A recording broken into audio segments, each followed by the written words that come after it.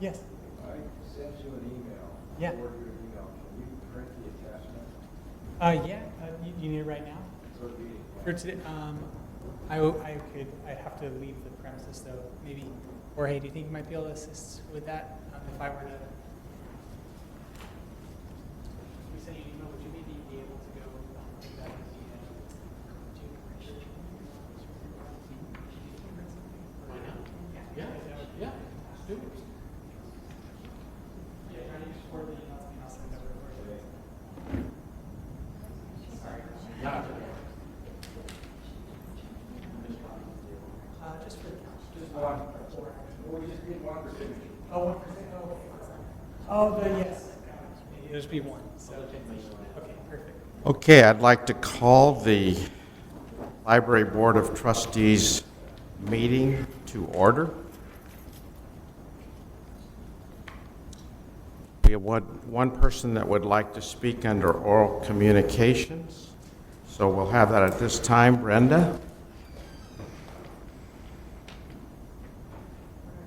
At the podium.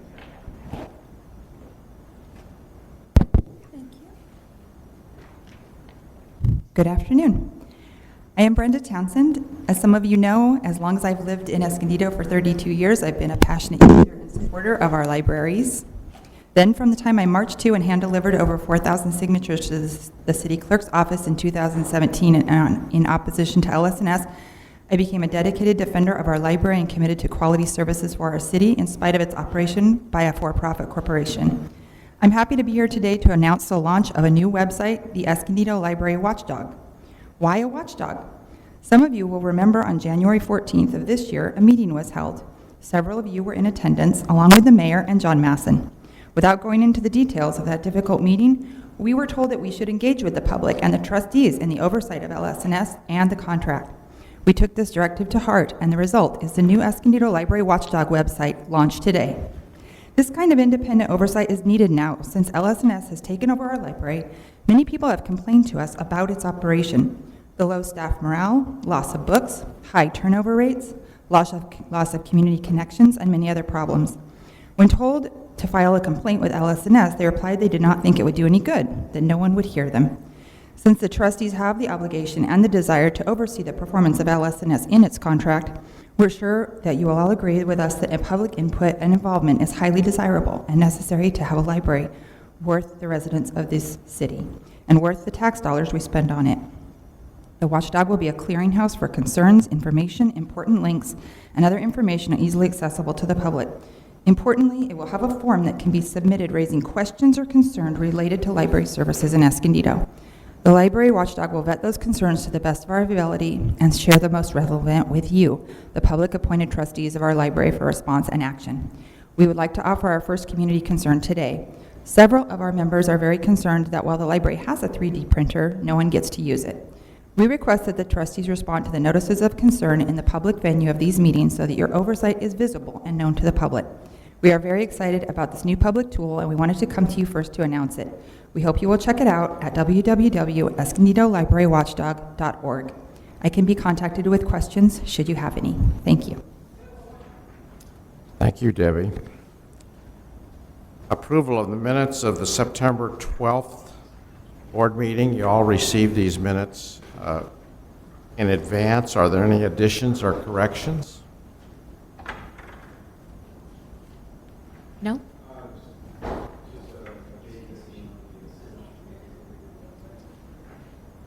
Okay, we need a motion for approval. I'll second. It's been moved by Gorney, second by Clemens. All those in favor, please vote. Motion approved, 4-0. Cameron absent. Our current business, introduction of the Pioneer Room. Sarah? I'm actually going to have Aspen speak. She's going to tell us a little bit about the Pioneer Room and what you can expect to find in that collection.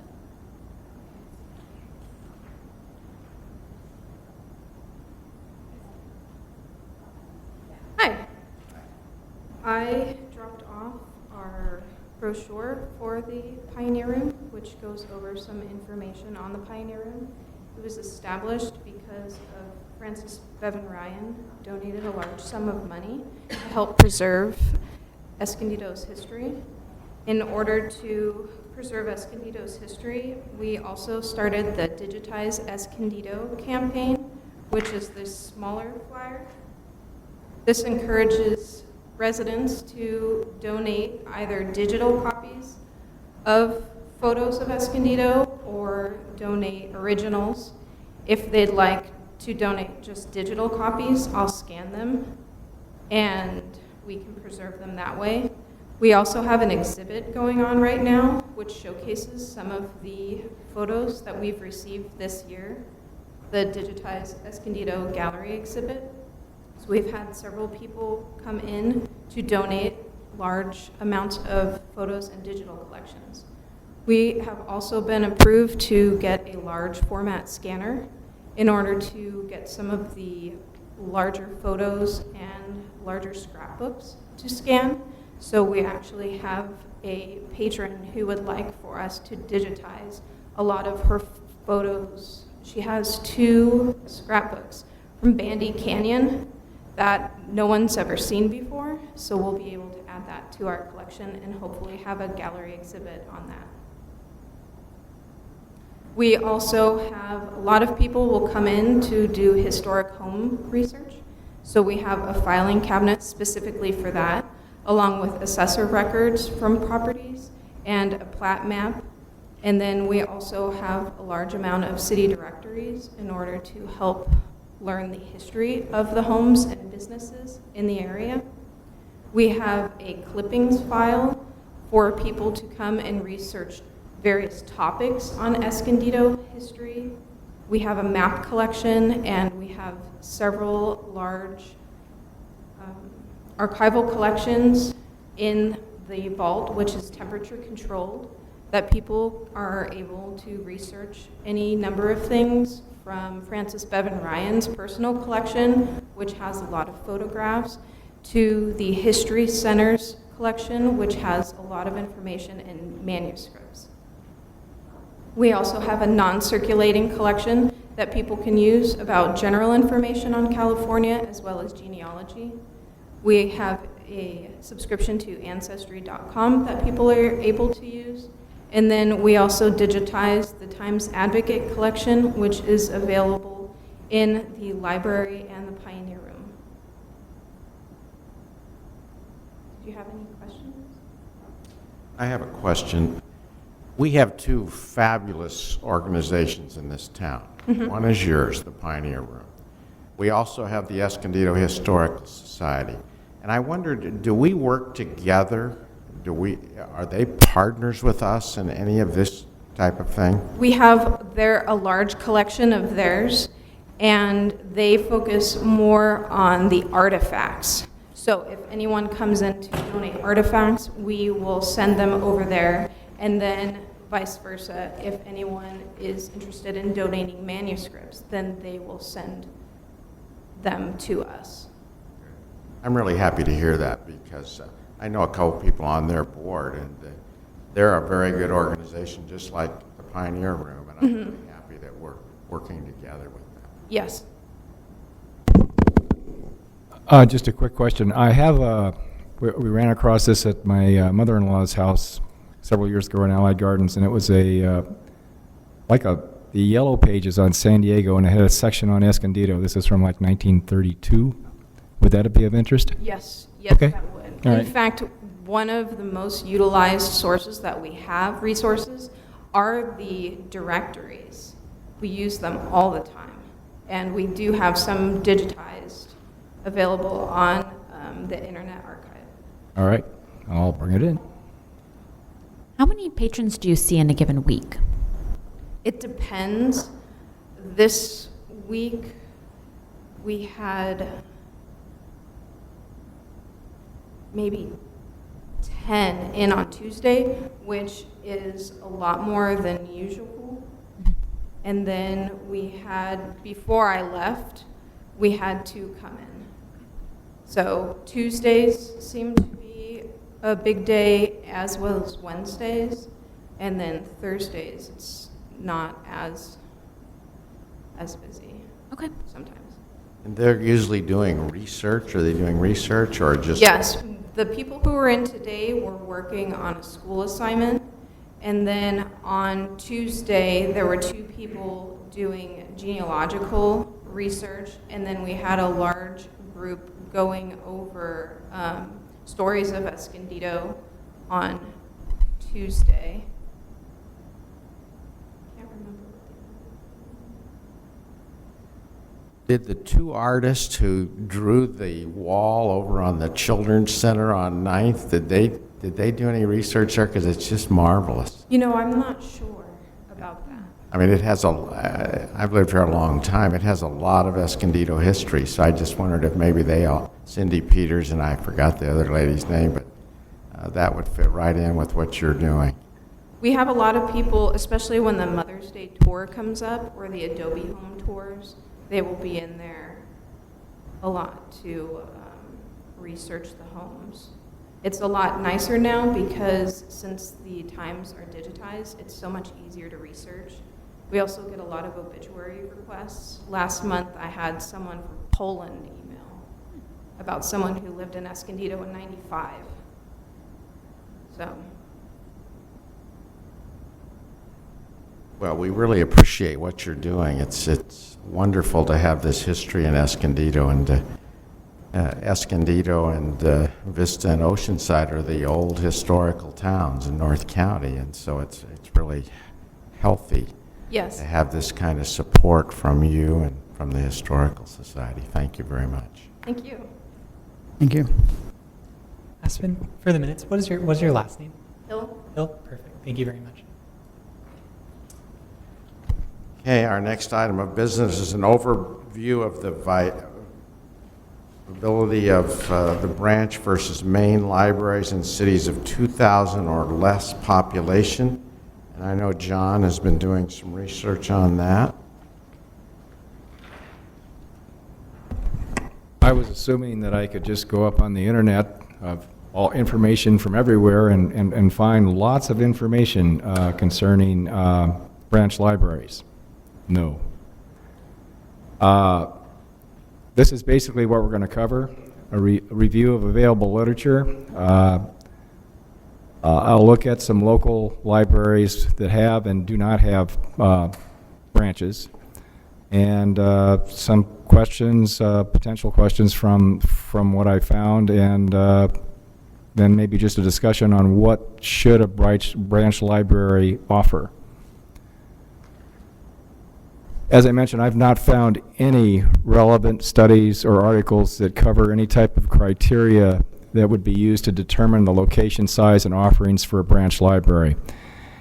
You see lots of stuff. They kind of just touch on the fact that in big cities where there's 10-story apartment buildings, that population density dictates that branch libraries would be closer together than you would find in a more rural community. And most of Southern California, I would consider sort of suburban rural, is that we're not that congested. There's not a lot of tall buildings full of people. And then there was rather obvious looking at some universities and some smaller reports and articles that some people just decided they wanted a branch library, and by God, they got one. Whether it made any economic sense or was utilized effectively by the local population wasn't covered. They just got one. And it was mentioned time and again that branch libraries never have the resources that are available at the main location. It's because it's just not cost effective to consider doing that. But again, there's a dearth of literature. If you have a city of X, you should have a main library here, and if your population density is between X and Y, you should have branch libraries there and there. There's nothing like that. Nothing. I'll keep looking, but I haven't found anything yet. I did discover, this is kind of going off center a little bit, a study claiming that there are a lot of misconceptions that are commonly used to determine the primary library location. And this study championed the fact that civic centers and parks are suboptimal locations because their location is not where all the people are. And that pedestrian and sometimes vehicle access is not convenient and conducive to for increasing patronage.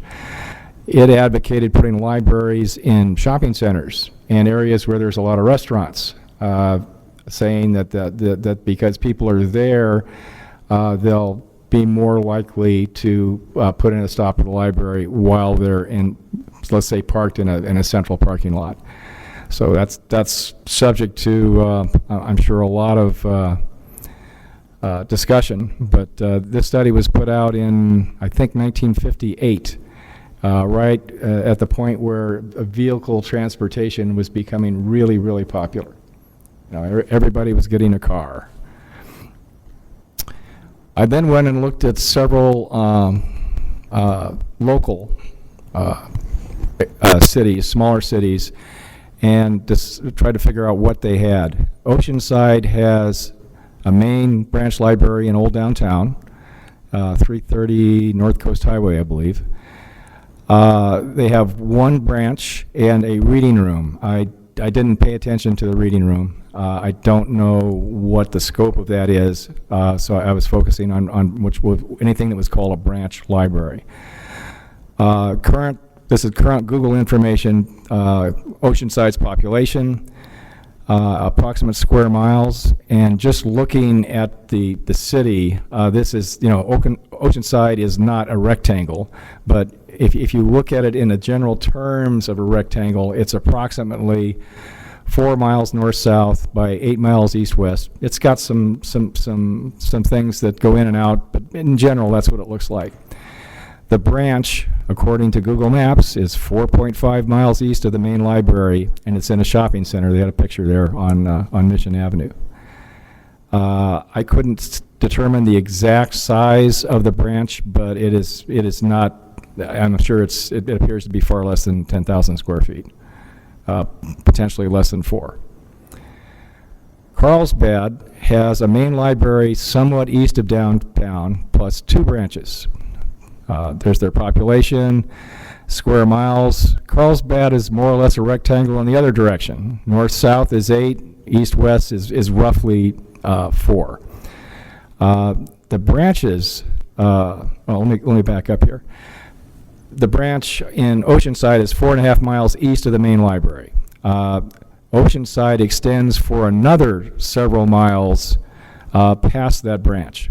The main is basically 4 blocks away from the ocean, and the branch 4.5 in, and then you've got that whole new suburb, not new, but more recently built houses east and north of the branch library up towards Camp Pendleton's gate.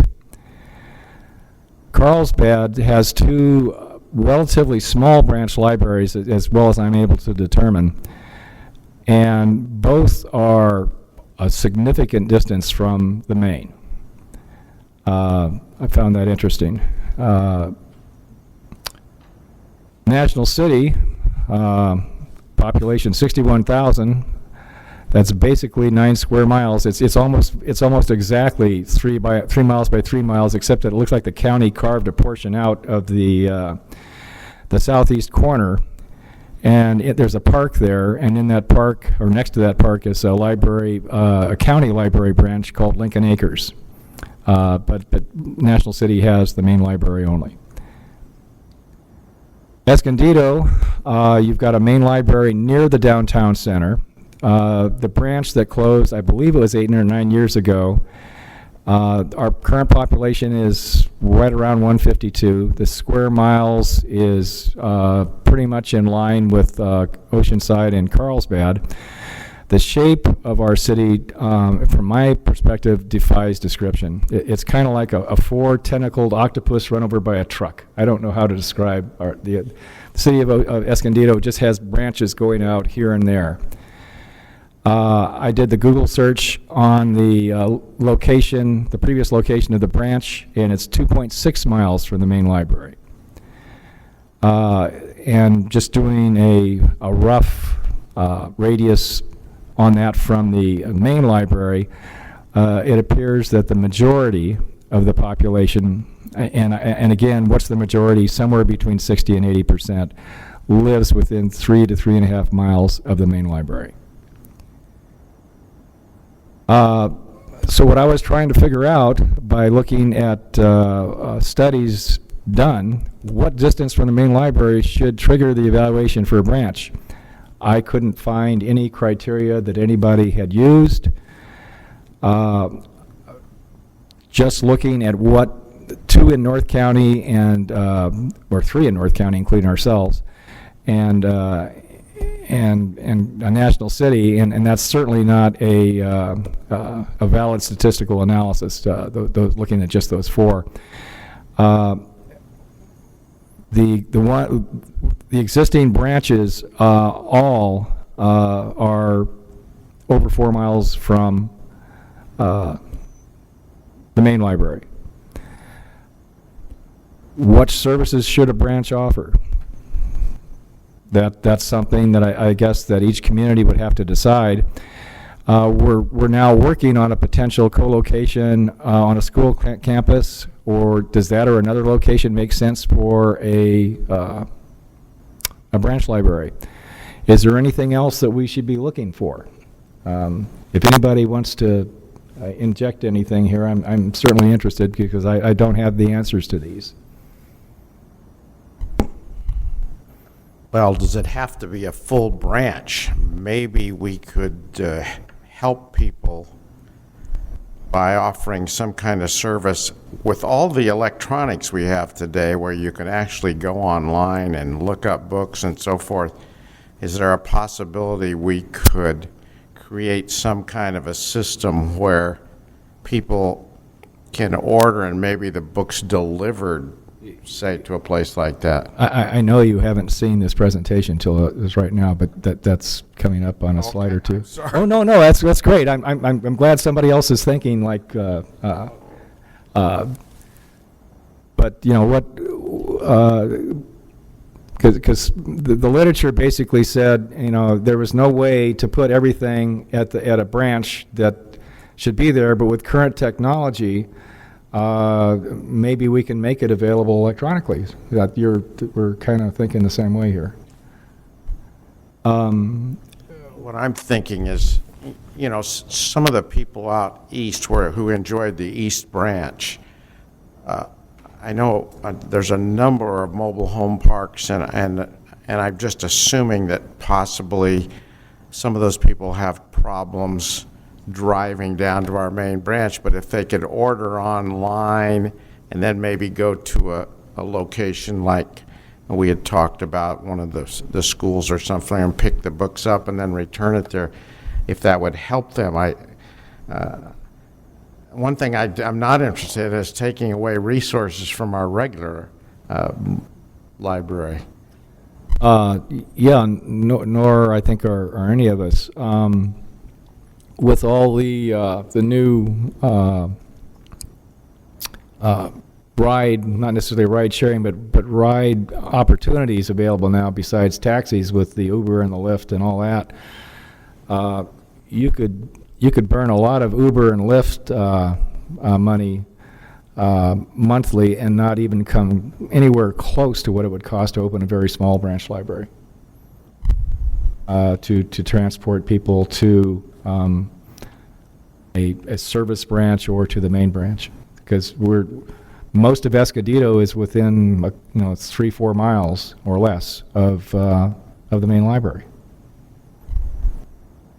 Is there anything else that comes to mind based upon what? Well, on the same vein of using Uber and Lyft, you have like Uber Eats, right, where people will request food, and then the Uber driver will pick up the food and drive it back to the individual who requested it. And I know that the library is pairing with local businesses, and so we could do it such that you have some books available at the place of business, and then you have Uber Eats go and pick up your food, and at the same time you get a library book, and then you can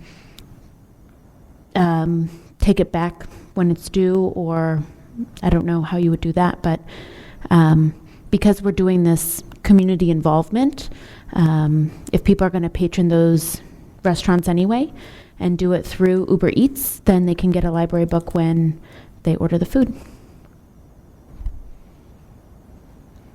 There's a lot of logistical questions that go along with that, but. Yeah, but with Uber and Lyft, the logistics are such that if they were out making a delivery on food and someone who wanted to go to the library had put in a request and they were 2 blocks away, they could pick them up and bring them back. That, yeah, or, because there's that connection, you could put 10 books in the place of business, potentially. I think your biggest issue with this is you're getting into more of an outreach component, which we wouldn't be opposed to, but there's a lot of liability pieces to that. And having our own vehicle, I don't know how that would go if you were using a service like Grubhub. The other thing would be streamlining your workflows. What I would consider looking at before we jumped into that would be something like One Plus, which you would need a facility for, but it's a bibliotech product where actually they're using it in Ventura, where they've created branches that aren't staffed.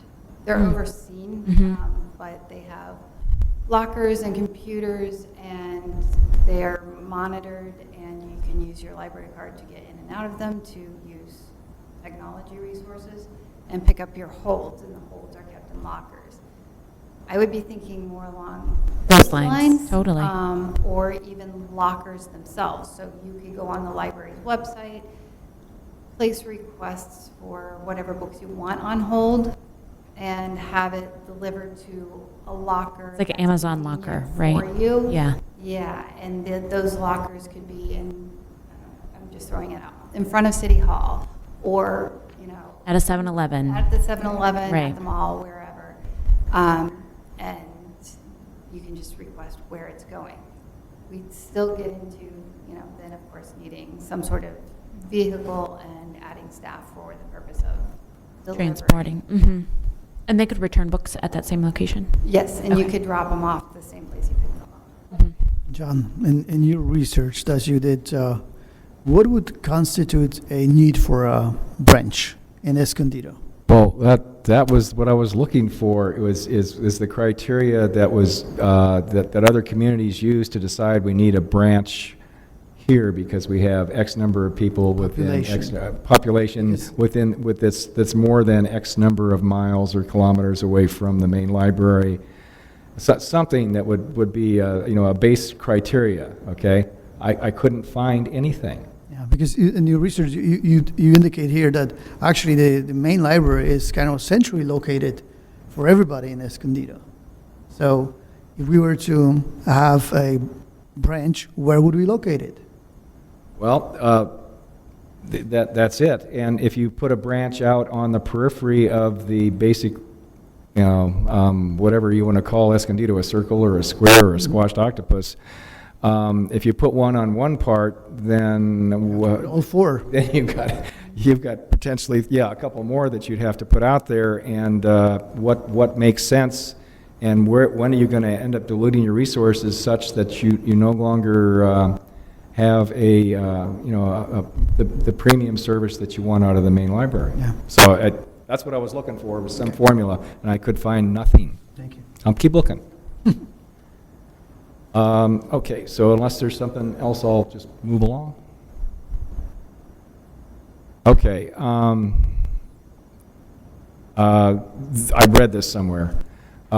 Should we look at stocking a branch, not with books or DVDs or CDs, but with broadband Wi-Fi, so people could come in and if they don't have the gear at home or the connection at home, they could come in and get on the library's website and order what they want. If they weren't sure, have a video conferencing access, like a like a FaceTime, where they could call up the librarian, talk to one, and say, you know, this is what I'm looking for. What do you think I ought to get? And they could tell them. And whether they ordered it online or talked to the librarian, it could be delivered the next day to that location, put in a locker, whatever, and then returned to the same location. That process was in different pieces throughout, in a couple pieces of research. Beyond that, what other ways are there that we could potentially maximize a branch library or the Palomar College libraries? What could we do there that would be useful to library patrons?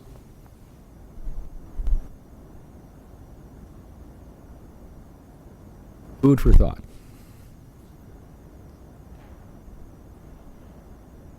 Okay, like I said, I'm still looking. I'm finding out that I have more distant relatives that are somehow involved in libraries than I ever imagined. But just on the little bit of looking I did locally, the branch libraries in general, and I mean, if you go to the county is branch libraries. It's 35 of them, I believe. And San Diego has their massive main library, but they also have 30 plus branches. But San Diego is, how many square miles was that? It was roughly 10 times the square miles of Escondido. It was like 330 versus 39 or 350 something. So have you talked to them about how they plan their branches? That's next. Okay. That's going to require a lot more effort, and I'll probably be contacting other trustee boards and trying to get some more information.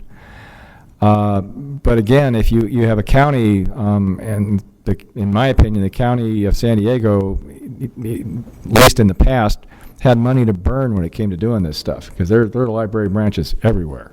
Little ones, big ones, they're all over the place. Vista, San Marcos, El Cajon, La Mesa, those are all county branch libraries. There's no city library. And as Ron mentioned, current technology, you can make a branch library so much more than the existing ones with just a bunch of books and maybe some current stuff. You can make it so much more with just the current technology that's available now. So I'm going to continue looking, but you can draw your own conclusions from what we should do here. Someday maybe we'll hear a word about the what happens to Palomar MOU. It's been a long time, which makes me wonder what's going on. A revised draft of the MOU is with Palomar right now. So hopefully we'll hear in a week or two. Okay, so just out of curiosity, it was 3 pages. What's it now? I don't know off the top of my head. There weren't significant changes. Okay. I think we're getting closer to an agreement. Great. Okay. All right, if there's no more questions, I'm done. Thank you, John. Put some serious work into that, and we appreciate it. Thank you very much. Our next item is review and approve the letter recommending the elimination of the DVD checkout fees.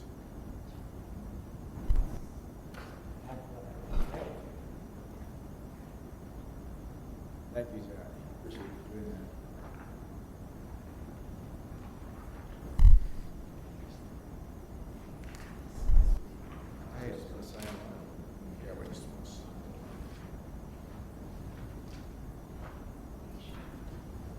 First, I want to make sure everybody, all the board members have read this. Are there any questions about it? Then we need a motion to approve, and then we can sign it, please.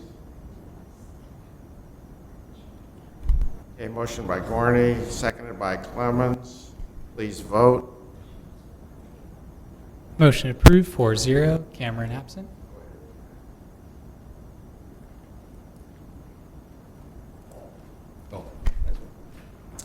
Our next item is the trust report. Joanna?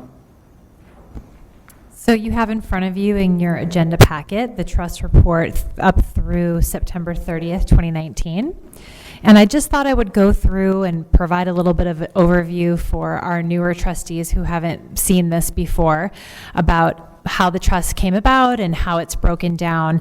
This format that we're looking at is provided by Finance, and it was a format that we landed upon with the previous board. But if there are changes that you'd like, or if you'd like to see information in a different way, just let me know, and we can work with Finance on that. So my understanding is that the trust came about many, many years ago when the city used to receive funding from the state library. It was a regular annual allocation when the state budget was able to provide funding for local municipal library services. And so we had at one time for many years a regular source of income that was building up this trust. Then as we had endowments that were created or donations that were made that were named or had significant restrictions on them, they were included in this trust account as well. And we also have certain sort of projects that have been carved out of this base amount of money. And so I'll go through that kind of line by line with you guys now. So under where it says General Library Trust, you'll see the beginning fund balance, and that's as of September 30th. And then below that is the section under revenues. So even though we no longer have that regular source of funding that comes from the state, there are still some small ongoing sources of revenue that come into the library trust. The first is that library trust dividends, and that comes from 2 oil contracts. I don't know the history on those. That was well before my time, but there are oil properties that the city owns, and those funds have been earmarked to come into the library trust to support the library. So you can see the revenue that was brought in from July through September for that. The next line are general donations. So this is someone walks in the front door and says, here's a check for $100. I want to support the library. That goes into that account. The next line item are the investment earnings. So really the way that the trust makes the most money is because it's sitting in an investment account. And so that is the revenue that's brought in based on the interest that's earned. Next are library sales. So that's headphones, tote bags, flash drives, the merch, basically that the library sells, that goes back into the trust. And then other revenue, that is reimbursement from the Scenic grant. So Scenic is our broadband internet grant that we've had for a couple of years now. It provides 1 gigabyte of bandwidth, which is pretty incredible. And we front the money to pay for that service, and then through rebates with the state and federal government, we get a check back. And so that money goes into the trust as well. The budgeted expenditures, these are projects, if you will, that have been, Okay, just, I'm trying to wrap my head around why is the investment earnings fourth line in parentheses? It's a loss. Well, at least on a... Okay. It says negative due to interest receivable. I don't know. I'll have to ask Michelle about that. That's a good question. I will ask her. I imagine it's because in this quarter, our investments did not do well and there was a loss to those investments, but I can ask her if she has any more detail on that. Okay. So this is just data for the quarter. Right. July through September. Okay, great. Thank you. So the next section are the kind of allocated projects, if you will. And the easiest way to understand this is how it was explained to me. It's kind of your savings account versus your checking account. So these projects that are listed here are monies that have been moved through an approval process with council into your checking account. So these are balances that have been approved to be spent in these specific areas. So the Niehoff donation was a named donation that is meant for building up collections of adult and youth materials. The Library Trust Special Projects was kind of the catch-all when, there was a request from staff to purchase something or the trustees felt it was necessary to purchase something that didn't fall into another one of these categories. Oftentimes that was used to support professional development or things like that, just as an example. Library technology is just that. When there's a need to purchase technology, that comes out of that project. And then literacy projects is, again, money that is earmarked specifically for literacy purposes.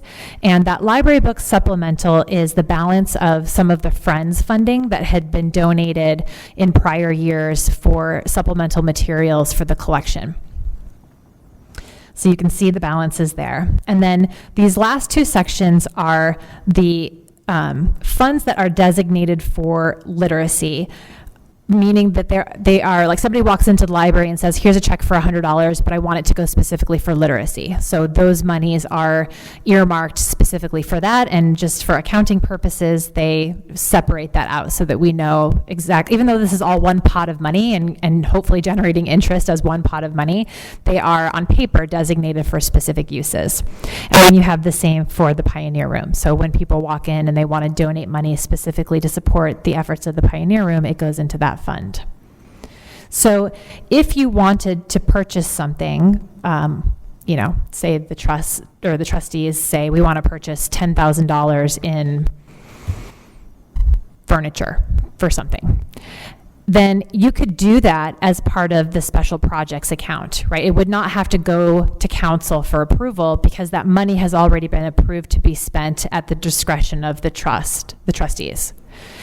If you wanted to spend $30,000 on furniture, you don't have enough in that line item to be able to move forward with that without going through the approval process.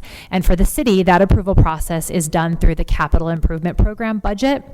So the timeline for that is we start planning forward and thinking about, are these projects still working for you? Would you like to request to move monies into a different named project, or move them, combine them, or allocate more money into one of these existing projects? You would start really thinking about that in January, February, working with Dara, working with me. Then in March, I have to submit all of the capital projects to finance, and then they're reviewed at the administrative level, and they go to council as a draft, generally in May.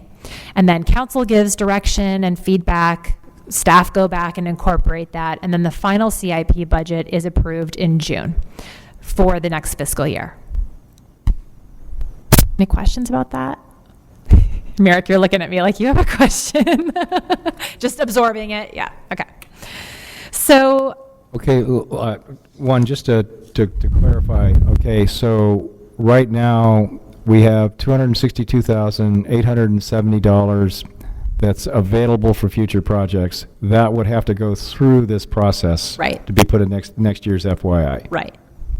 Okay, got it. Are we encumbered have we created future projects already that? No, the only projects that have encumbered funds are the ones that say 2018-19 budgeted expenditures. Okay, and so that doesn't mean you have to spend that. It just means that it has been, and encumbered is not really the right word, because encumbered means you have a plan to spend it. It just means that it's been allocated so that you can spend it. so, and that any changes to that allocation would go through that same process, right, for the next correct. budget. Okay. Yeah.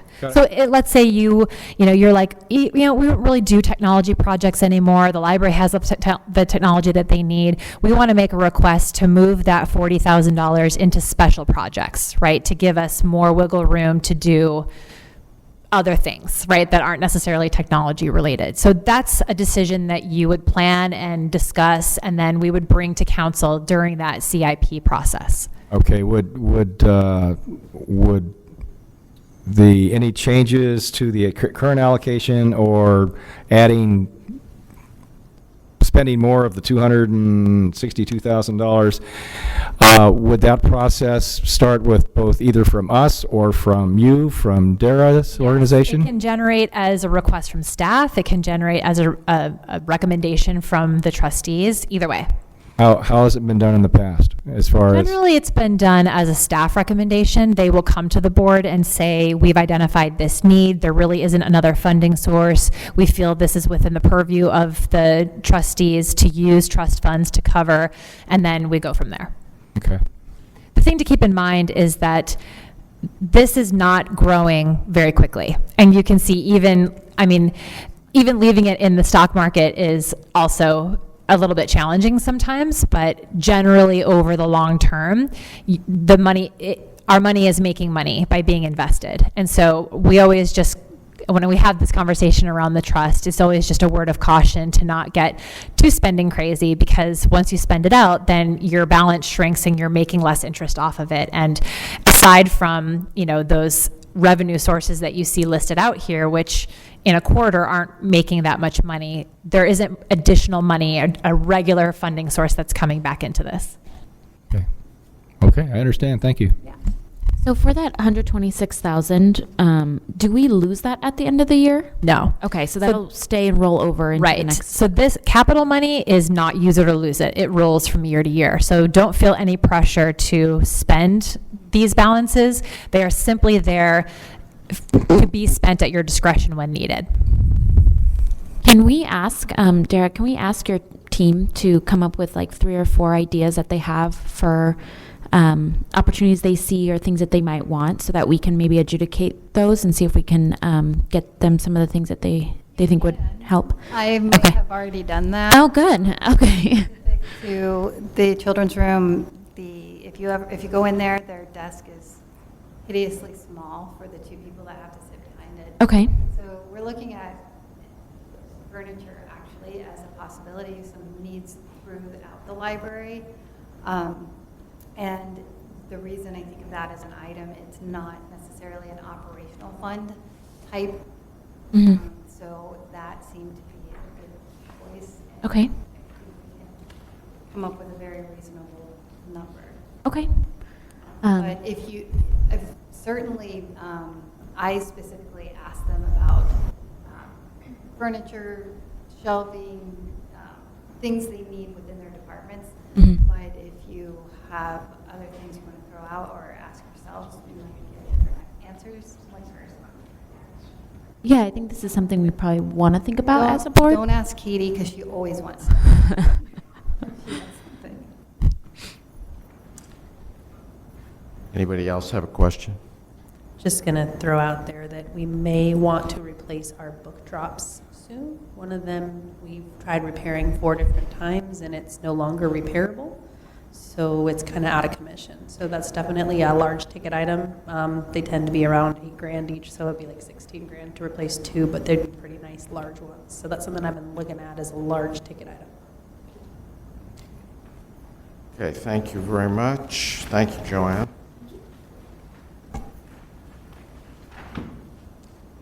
Our next item is the library director's report. Okay. Well, first off, I do want to announce a slight change over at the library. We have changed Katie's title to better reflect her job and her duties. She is now the assistant library director rather than the head of technology. So, Congratulations. It's about time. Also, we're at the end of our quarter for our goals. So I brought this in today so we could potentially take a look. I know we're on a crunch for getting out here at 3 for another group's meeting, but I didn't know if any of you have thought about going into next quarter, some of our focuses. But for what we're wrapping up, we did focus on priority and economic development, and we had several activities with that as far as working with the community, continuing with our read local, shop local, adding new businesses that have opened up. Just this month, we had a local children's author book fest, which was very successful. We had about 115 people show up, which was great. It was several self-published, independently published local children's authors. So with that in mind, I thought that number September was really good because it was a first-time program. So we'll look to repeat that again, maybe in the spring. Our other priority was inspiring our staff with new skills through basic and emerging technology. On September 13th, our entire staff went to Riverside to attend an all-staff meeting, and we were able to, we gave a presentation on our social media and marketing methods. That was well received and reviewed by other libraries, and we were also able to take away some information ourselves from the classes we were able to attend. Our last priority for this quarter, and then how it went this month, was services to non-users. We had the second Saturday concert series, which we get a lot of people in that wouldn't necessarily come to the library, maybe for books or computer use, but they're interested in the musical concert, and so we get them in with the venue and get them using the library, or at least that's the hope. But we had a successful program. I think there were roughly 84 attending.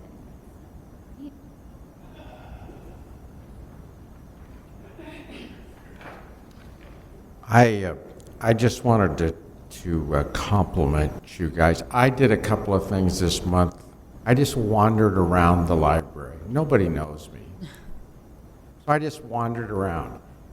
It was a wonderful, professional-looking library that I was tremendously proud of. I couldn't believe the number of people working on computers. They were not only working, they were engaged. There was no horseplay anywhere in that library. The quiet area was full. And so I just wandered around, and I enjoyed it. I did it twice. And you guys should be complimented. It really is a very professional place that people in Escondido can go and be very proud of, with lots of resources. So, congratulations. I appreciate that, but I only have one cause for concern. Did staff ask you if you needed any help when they saw you wandering around? Oh, yes. I look, they're overly helpful. But I like to do that because it's kind of like when I was a principal. I love to go in the classrooms, and people shouldn't know when you're coming, because you really then see what's going on, transitions and bad times and good times and so forth. But I was just immensely impressed with the professionalism of the library. Good, thank you.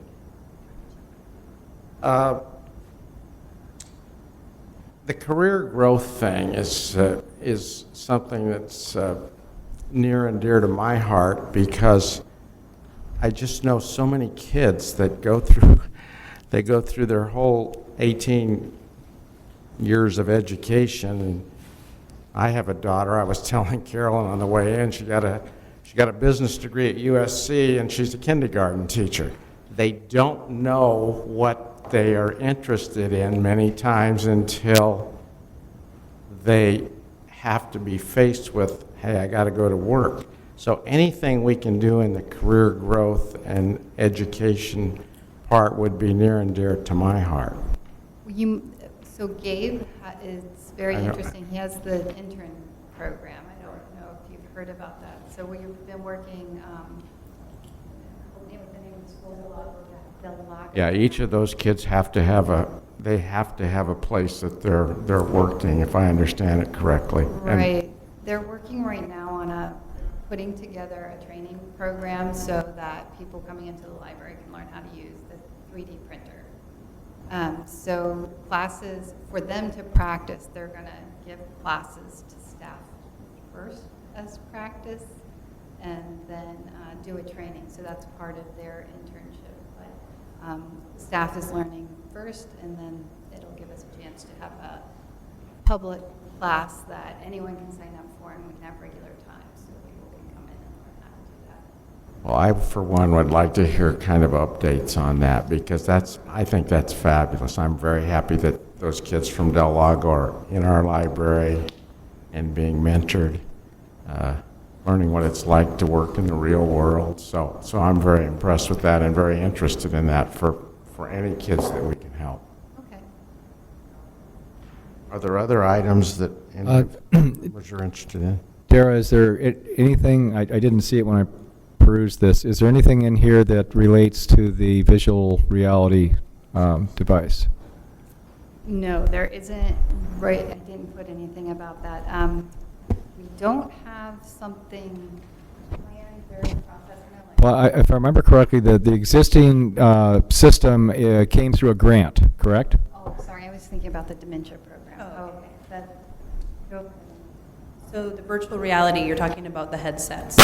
Okay, so we have 3 different ones. We have the originals we got through the grant, and then we have 2 separate different headsets we've bought from Friends funding over the last, I think, year and a half, with the goal of taking them to outreaches, because our original ones are very cord heavy. You have to be attached to monitors, whereas the new one, the Quest we just got, it's a standalone headset. You load it up from a computer, but then you can take it anywhere and use it. So we are currently looking into expanding that outreach opportunity. Gabe was very focused on going to the senior living communities, and he was very successful with, Yeah, taking them on vacations, yeah. what's it called? There's 2 he's gone to. One, and I'm sorry, the names escape me, but we're now at a point where we have to look at how to carry those items, how to transport them from the library, because he used to have an SUV he was using, and now he had to get a car because it was his personal vehicle and it died. So right now we are still looking to do that for outreach, but we're kind of having to look at, you know, is he taking the whole kit? Is he just taking the small quests because of a space issue as far as transportation? We had 1 or 2 people coming to our twice monthly in-library virtual reality drop-in meetings, and they were the same kind of 2 people that were coming. We tried getting more marketing out there, we tried getting more people, and we just were not having as much success. So for now, we've kind of tabled that, and we're starting to look at ways we can incorporate the virtual reality into some of our other programs. I know that it's going to be in some of the teen programming that's coming up. And we're doing a game day that's happening, and the virtual reality will be part of the game day as well. So we're still kind of reimagining how to incorporate that into library programming inside the building. I would like to see that discussed every month as to what's going on and how it's going. So that one, Virtual reality? Yeah. Okay. oh, that one falls under support technology learning by offering open lab time, probably. Okay, you say so. Thank you, Katie. Dara, we have about 3 minutes, so anything else in the library report?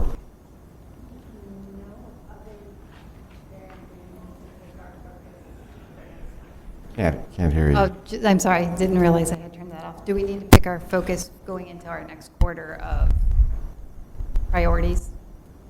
Well, I think maybe we should put that on Table it for the next. table it for next time, because, and when that thing comes out, if you'd write us a little note that we should come up here with, Okay. so we're prepared.